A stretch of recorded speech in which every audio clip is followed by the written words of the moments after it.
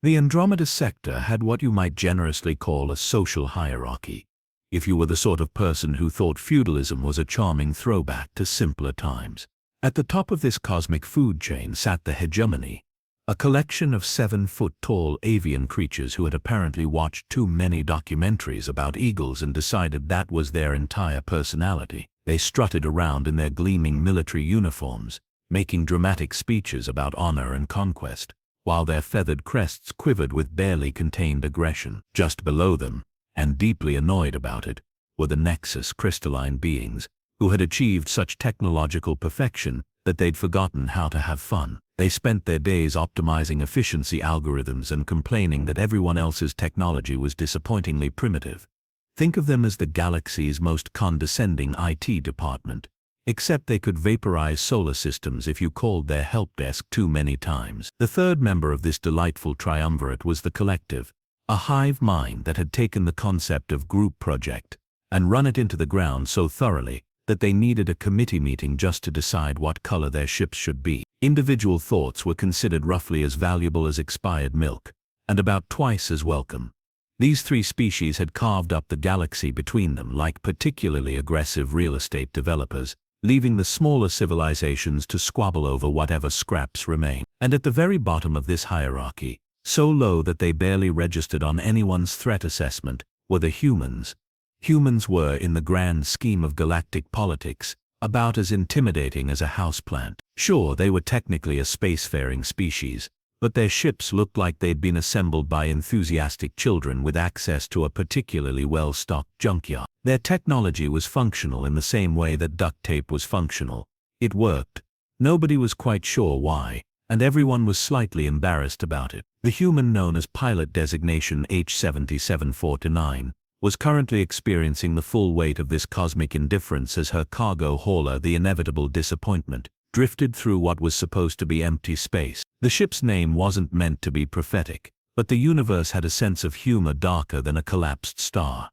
She'd been on a routine cargo run, medical supplies to the outer colonies, nothing exciting, nothing dangerous, certainly nothing that should have resulted in her current predicament. The navigation system had decided to take what it optimistically called a shortcut through an unmapped nebula, which was how she'd discovered that her ship's definition of shortcut included accidentally stumble into the middle of a classified military operation. The space around her was filled with ships that definitely weren't supposed to be there.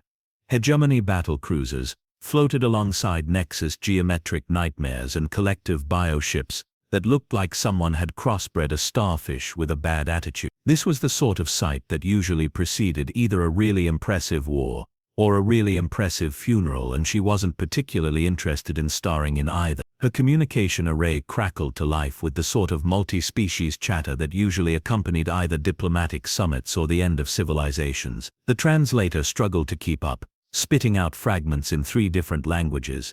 Territorial divisions finalized. Inferior species pose no significant. Implementation begins at cycle marker. She killed the engines and drifted, hoping that the cosmic equivalent of playing dead would work better for her than it typically did for Possum. The Inevitable Disappointment was about as threatening as its name suggested, so with any luck the assembled fleet would dismiss her as just another piece of space debris. That hope lasted approximately 37 seconds. A hegemony patrol ship peeled away from the formation, its sleek predatory lines cutting through space like a knife through butter. Or, more accurately, like a knife through whatever passed for butter among species that had evolved from creatures that considered other creatures to be snack food. The patrol ship's hail was polite in the way that an executioner's axe was polite. Technically civilized but missing the point entirely. Unidentified human vessel. You are in violation of Restricted Zone Gamma 7. State your business or prepare to be converted into constituent atom. She considered her options. Option 1, explain that she was just a cargo hauler who'd taken a wrong turn somewhere around the Betelgeuse bypass. This had the advantage of being true and the disadvantage of sounding exactly like what someone conducting espionage would say. Option 2, attempt to flee. This had the advantage of being dramatically satisfying and the disadvantage of being physically impossible, given that her ship's top speed was roughly equivalent to an enthusiastic. Option 3, surrender gracefully, and hope that whoever was in charge had a sense of humor about accidental trespassing. She was still weighing these equally unappealing choices when her passive sensors picked up something that made her blood freeze. The ships weren't just meeting, they were coordinating. Battle plans, resource allocations, target lists. And every single target was a lesser civilization, including, she noted with the sort of detached horror usually reserved for particularly bad tax audits. The realization hit her with all the subtlety of a supernova. She was witnessing the planning stages of what amounted to galactic genocide. The three major powers weren't here to fight each other. They were here to divvy up everyone else like a cosmic buff. Human vessel, the hegemony patrol repeated, respond immediately or face immediate disintegration. She activated her comm system and put on her best confused tourist voice. Sorry about that, control, navigation error. I'll just be heading back to negative. You will dock with battle cruiser Talon's Edge for processing. Processing. In her experience, when military types started talking about processing, it usually ended with someone being processed into their component elements. She watched as the massive hegemony ship extended a docking tube toward her like some sort of mechanical tongue. The inevitable disappointment was many things: reliable, unimpressive, held together by what she was reasonably certain was more hope than actual engineering. But it was also equipped with the one thing that human ships did better than anyone else's: really, really good recording equipment. Humans might not have the best weapons or the fastest ships, but they were absolutely unparalleled at documenting their own disasters. As the docking tube sealed against her airlock, she made a decision that would have surprised everyone who knew her, including herself. Instead of wiping the sensor logs like any sensible person would do, she copied them, all of them. Every conversation, every coordinate, every casual discussion of which species would make the best slave labor. The airlock cycled open, and she found herself face to face with a hegemony soldier, whose expression suggested that he'd rather be anywhere else doing anything else, up to and including voluntary disintegration. His feathered crest was a particularly aggressive shade of orange, which according to her limited knowledge of hegemony psychology meant he was either aroused or planning to eat something. Given the circumstances, she really hoped it was the former. Human, he said, managing to make the word sound like a particularly unpleasant medical diagnosis. You have seen something you should not have seen. She looked up at him with her most innocent expression. Have I? I was mostly focused on not crashing into that rather large asteroid field. Is there something I should have been looking at instead? The soldier's crest flattened slightly, which she interpreted as confusion. This was promising. In her experience, confused soldiers were much less likely to immediately resort to violence, if only because they needed to think about it first. You were recording, he stated. Well, yes. Standard procedure for cargo haulers. Insurance purposes. You understand. Very boring mostly me complaining about the coffee maker. She wasn't technically lying. The coffee maker was indeed a frequent source of complaint, right up there with the navigation system's tendency to interpret shortest route as most likely to result in an interesting obituary. The soldier stared at her for a long moment, his black eyes unreadable. Then, unexpectedly, he laughed. A harsh, cawing sound that managed to convey both amusement and a complete lack of humor simultaneously. Insurance purposes, he repeated. How wonderfully human. And that's when she realized something that would change everything. He genuinely believed that humans were too stupid to be a threat. Not just her, all of them. The entire species was written off as harmless incompetents who would dutifully document their own demise and file it in triplicate. As she was escorted deeper into the ship, past displays of tactical information that no prisoner should ever be allowed to see, she began to understand just how thoroughly the galaxy had underestimated her species. They saw humans as hapless cargo haulers and inefficient bureaucrats, completely missing the fact that those same qualities made them nearly impossible to predict or control. The hegemony, for all their military precision, had just made their first and most critical error. They'd assumed that because humans weren't threatening, they weren't dangerous either. It was going to be a costly mistake. The briefing room aboard the Talon's Edge was exactly what she'd expected from a species that had evolved from predatory birds. Lots of sharp angles, dramatic lighting and perches instead of chairs. The assembled officers looked like they'd graduated from the same military academy that taught advanced intimidation and recreational genocide as elective courses. What she hadn't expected was to be sitting in on what amounted to the galaxy's most civilized planning session for mass extinction. They weren't even trying to hide it from her, which was either impressively arrogant or depressingly realistic about humanity's threat level. The preliminary resource calculations are complete, announced a Nexus representative whose crystalline form caught the light in ways that probably violated several physics laws. Optimal efficiency requires elimination of 17 species, subjugation of 43, and relocation of 12 to designated labor zones. A collective drone buzzed its agreement through harmonics that sounded like a swarm of particularly organized wasps. Consensus achieved on population reduction targets. Humans allocated to Category 7, complete pacification. She tried to look appropriately confused while mentally cataloging every detail. Category 7 apparently meant they'd keep humans around as a curiosity, like cosmic zoo animals. How thoughtful of them. The hegemony commander, whose crest had shifted to what she was learning to recognize as smug satisfaction, spread his wings slightly. The beauty of this operation lies in its simplicity. We eliminate the threats, absorb the useful populations, and maintain the harmless ones for entertainment value. And the timeline? Asked the Nexus representative. 6 standard cycles for full implementation. Each species will be approached with a choice, integration or elimination. Most will choose integration. She cleared her throat politely, the sound somehow carrying in the vast chamber. Every head turned toward her with expressions ranging from mild irritation to outright confusion, as if a piece of furniture had suddenly started talking. Sorry, she said, managing to sound appropriately apologetic. I'm just trying to understand the logistics here. You're planning to process how many civilizations exactly? The commander's crest flattened in what she was beginning to interpret as why is the pet talking? 72 species across 14 sectors. Why do you ask? Oh, no reason. It's just, she paused, putting on her best helpful idiot expression. Well, I've done cargo runs to most of those sectors, and the bureaucracy alone is going to be a night. I mean, the Altarians require 17 different permits just to land on their homeworld. The Centaurians have that whole thing about prior notification being filed in their ancient ceremonial language. And don't get me started on the vegan trade collective, they'll want to negotiate the terms of their own subjugation. The room fell silent. She could practically hear the gears turning in their heads as they contemplated the administrative horror she'd just outlined. The Nexus representative's form flickered slightly, which she interpreted as the crystalline equivalent of a nervous tic. Administrative complications were factored into the timeline. Oh, I'm sure they were, she said brightly. But did you account for the seasonal migration? Because half of these species won't even be on their homeworlds during your invasion window.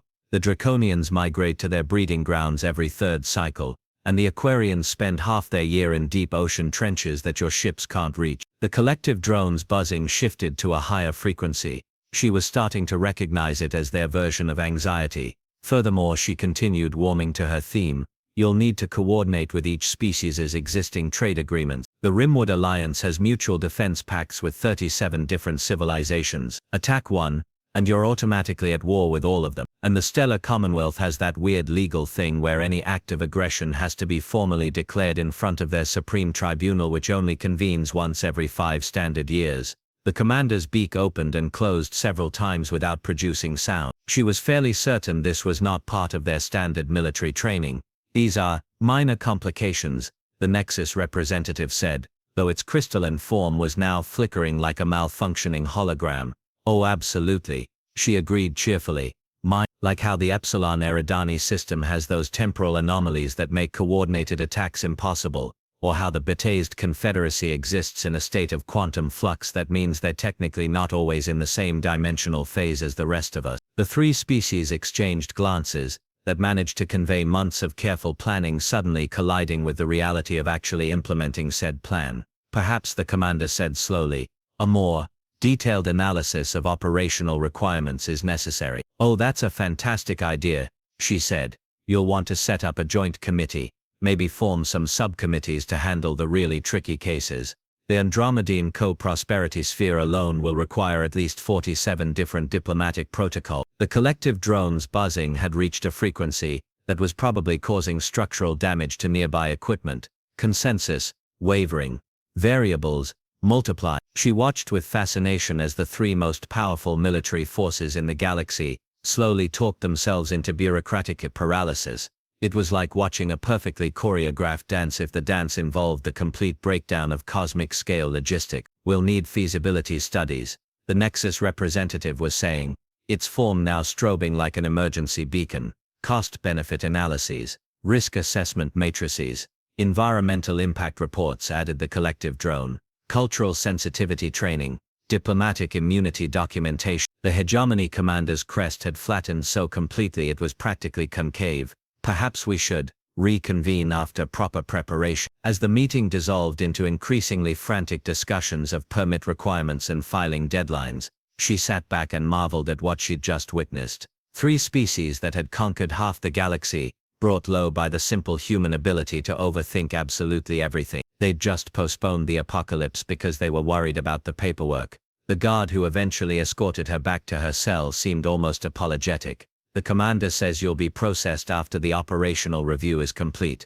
How long will that take? She asked innocently. His crest drooped. Current estimates suggest several cycles, maybe more, several cycles. More than enough time to do something properly stupid and human about this entire situation. As her cell door sealed behind her, she couldn't help but smile. The galaxy's 3 greatest military powers had just been defeated by basic project management principles, and they didn't even realize it yet. This was going to be fun. The thing about being underestimated by the entire galaxy is that it comes with certain unexpected benefits. For instance, when your captors consider you roughly as dangerous as a particularly dim houseplant, they tend to get careless about things like security protocols and classified information, which is how she found herself wandering the corridors of the Talon's Edge 3 days later, ostensibly on her way to another consultation about operational logistics, but actually conducting what could generously be called reconnaissance and more accurately be described as advanced snooping. The hegemony took their military hierarchy very seriously, which meant everything was labeled, color-coded and organized with the kind of obsessive attention to detail that would make a librarian weep with joy. It also meant that finding the ship's communication array was as simple as following the signs marked Authorized Personnel Only Communications Hub. She slipped inside during shift change, when the corridor traffic was heaviest, and one more human wandering around aimlessly was just part of the background noise. The communication station was a monument to hegemony engineering.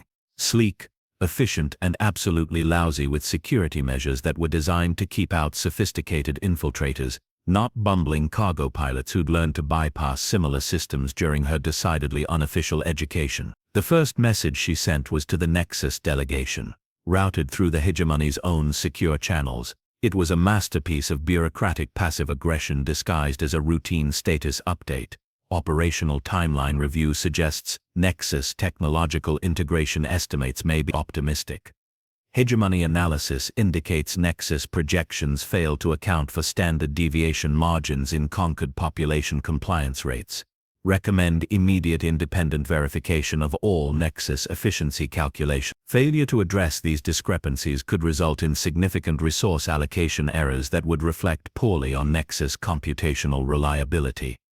She paused to admire her handiwork. She'd just told the galaxy's most advanced technological civilization that their math was wrong, using their own military communication protocols to do it. The Nexus would respond to this perceived slight with the same measured consideration they'd give to a declaration of war. The second message went to the collective, carefully crafted to trigger every paranoid instinct of a hive mind. Observation. Hegemony and Nexus representatives have engaged in 17 private communications outside official channels. Content classified beyond standard operational security requirements. Recommendation. Full consensus review of partner species commitment to agreed-upon operational parameters. Note, private communication patterns suggest potential resource allocation modifications not subject to collective input. The collective's entire existence was built around consensus and shared information. The suggestion that their allies were making decisions without them would send their entire command structure into recursive anxiety spirals that could last for weeks. The third message was perhaps her finest work, a communication to the hegemony that managed to impugn both their allies simultaneously. Intelligence assessment. Nexus computational delays may indicate deliberate efficiency reduction for tactical advantage. Collective consensus requirements, showing unusual pattern variations suggesting potential independence from established cooperation protocols. Recommend heightened operational security measures and independent verification of allied species commitment to mission parameters. She just convinced the galaxy's most paranoid military force that their allies were planning to betray them. It was like lighting a fuse on a bomb made entirely of ego and mistrust. The beauty of the whole thing was that none of it was technically false. The Nexus were behind schedule because they were obsessing over details. The collective was having trouble reaching consensus because they were worried about the details she'd introduced, and the hegemony was suspicious because that's what hegemony did for fun. Over the next few days, she watched the alliance crumble with the sort of fascination usually reserved for natural disasters or particularly dramatic soap operas. The aliens' own communication networks became her entertainment system as she monitored the increasingly frantic exchanges between the three species. The Nexus had indeed taken offense at the suggestion their calculations were flawed, and had responded by triple-checking everything, which had put them even further behind schedule. The collective had convened emergency consensus meetings to discuss the alleged secret communications, which created actual secret communications as subgroups formed to discuss the main group's discussion. The hegemony had responded to perceived betrayal by implementing security protocols so comprehensive that they were now spying on each other more than their actual enemy. The operational timeline, which had originally been set at 6 cycles, was now estimated at anywhere from 12 cycles to pending further review, depending on which species you asked and whether they were speaking to you officially or off the record. But the real masterpiece came when she gained access to the cargo bay where they were storing evidence for the post-conquest trials. The 3 species had collected an impressive amount of documentation about their target civilizations, population data, resource assessments, strategic value analyses, everything needed to justify their upcoming campaign of galactic restructuring. They'd also, with typical alien thoroughness, documented everything about their own operation. Meeting transcripts, strategic assessments, resource allocation charts, a complete record of premeditated genocide, organized and filed with military precision. She spent 3 very productive hours copying everything to a series of data cores that she carefully disguised as routine cargo manifest up. The aliens' own security systems helped her encrypt and distribute the files, routing them through standard cargo network channels that would eventually reach every civilized world in the galaxy. The irony was delicious. She was using the same administrative systems they'd created to coordinate their conquest to document their own war crimes. The final touch was a stroke of pure inspiration. Instead of sending the evidence directly to the target civilizations, which might be dismissed as enemy propaganda, she sent it to the 3 species' own oversight committees. Every major galactic power had internal review boards dedicated to ensuring operational legitimacy. She simply forwarded the complete documentation to those boards with a helpful note suggesting they might want to review the legal implications of the proposed operation. Nothing quite like having your own bureaucrats discover you're planning to violate every interstellar law ever written. By the time her consultation period ended, the Great Three-Way Alliance had devolved into a 3-way accusation fest, with each species convinced the others were sabotaging the operation for personal gain. The operational timeline had been pushed back indefinitely while they conducted thorough reviews of Allied commitment levels. More importantly, 72 civilizations now had detailed advance warning of exactly what was being planned for them, courtesy of their would-be conqueror's own communication system. As the guard came to escort her back to her ship, the hegemony having decided she was too bureaucratically dangerous to keep around, she reflected on the past week's work. She'd single-handedly crippled the galaxy's most ambitious military operation without firing a shot, using nothing more sophisticated than administrative paranoia and organizational psychology. The guard, whose crest had maintained a defeated droop for the past 3 days, sealed her back into the inevitable disappointment with what could only be described as relief. "Safe travels," he said, and actually seemed to mean it. As her ship cleared the hegemony fleet, she activated her communication array and sent one final message, this time to every cargo pilot, merchant captain and freelance hauler in her network. Standard operational advisory: recommend avoiding restricted zone Gamma 7 for the next several cycles. Local traffic control experiencing significant administrative delays. Suggest alternate routes through sectors 12 through 47 for best efficiency. She didn't mention that sectors 12 through 47 contained 36 of the civilizations that had just received advance copies of their own death warrants. Some things were better discovered organically. 3 months later, the inevitable disappointment was drifting through what used to be called the neutral zone, and was now optimistically referred to as the Cooperative Commerce Corridor. The name change was typical of the new galactic order, enthusiastically bureaucratic and slightly ridiculous, which made it perfectly suited to the species that had accidentally inherited control of known space. The aftermath of what historians were already calling the administrative incident had unfolded with the kind of beautiful chaos that only occurs when carefully planned systems encounter human-level lateral thinking. The three-way alliance hadn't just collapsed. It had imploded with such spectacular thoroughness that the resulting political vacuum had sucked in every minor civilization within 50 parsecs. The hegemony, faced with evidence of their own war crimes helpfully provided by their own oversight committee, had fractured into 17 different military factions, each convinced the others were part of an elaborate conspiracy. They were currently engaged in the galaxy's most polite civil war,